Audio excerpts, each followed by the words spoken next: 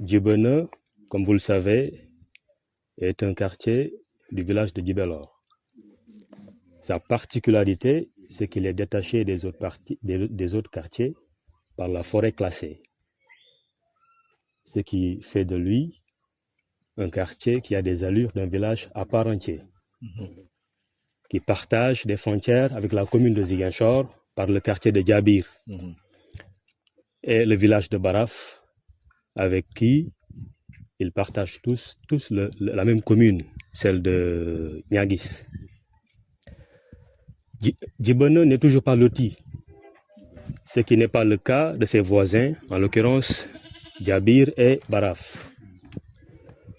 Un lotissement qui est la source de nombreux de nos conflits fonciers entre les propriétaires terriens de Djibouti et des personnes ou des groupements qui brandissent des documents en revendiquant des terres qu'ils ont à Djibouti, vendues par des gestions fonciers de Djabir ou de Baraf. Des documents illégaux, bien sûr, puisque ces territoires-là dont ils réclament des terres ne font pas partie de Djabir ou de Baraf. Je rappelle que ces lotissements dont il est question, qui concernaient uniquement Bokot Mankagne et Baraf, ou Djabir dans la commune de Ziguinchor, n'ont pas respecté les limites de Djabir ou de Baraf. Et ça, c'est l'œuvre des anciennes équipes municipaux, du côté de la commune de Ziguinchor comme de Niaguis. Ils ont franchi leurs limites et ont envahi les domaines de Djibouti. C'est pas normal. C'est pas normal. Vers Baraf, c'est 81 hectares. Vers Djabir, c'est 22 hectares. C'est trop. C'est trop. Ce qui fait un total de 103 hectares. Eh bien, ce qui fait que des propriétaires terriens de Djibouti qui ont hérité des terres à travers des générations, des terres qu'ils cultivent depuis des générations, se voient convoqués à la police ou à la gendarmerie, sont traînés à la justice. Pire encore, ils se voient arracher leurs terres, ce qui est injuste. Non à l'intimidation. Non à l'intimidation. L'objet de ce point de presse est une alerte. Ce que nous attendons des nouvelles autorités, le gouverneur de Ziguinchor, le préfet, le sous-préfet de Niaguis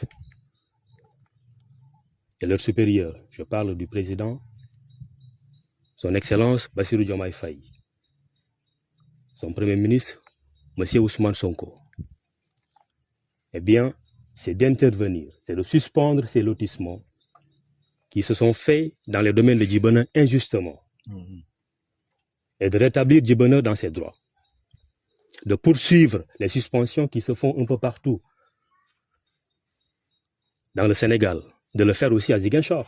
Djibouti fait partie du Sénégal. Hein? Ce qui se passe à Ziguinchor, c'est ce même bamboula foncier qui s'est fait un peu partout au Sénégal, ou pire même.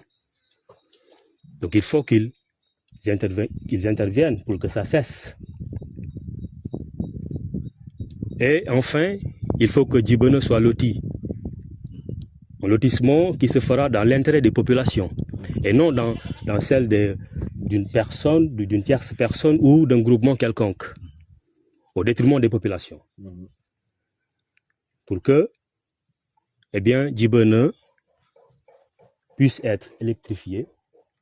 Il est inacceptable que nous soyons à environ 500 mètres de l'université Assane Seck de Ziguinchor et qu'il n'y ait pas d'électricité. C'est pas normal. C'est pas normal. C'est pas normal. C'est pas normal. On n'a pas accès à l'eau potable, C'est pas normal. ni à l'éclairage public. C'est pas Pas normal. normal. Aucune infrastructure de base. Les populations souffrent. Non seulement on souffre des intimidations, on est envahi un peu partout, les terres sont arrachées par un lotissement injuste qui s'est fait de part et d'autre, mais aussi on est délaissé.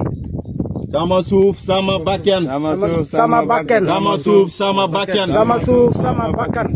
Je voudrais dire que pour finir, les autorités ont la responsabilité de conserver la paix qui existe entre les quartiers que je viens de citer. Ah oui. Ah oui.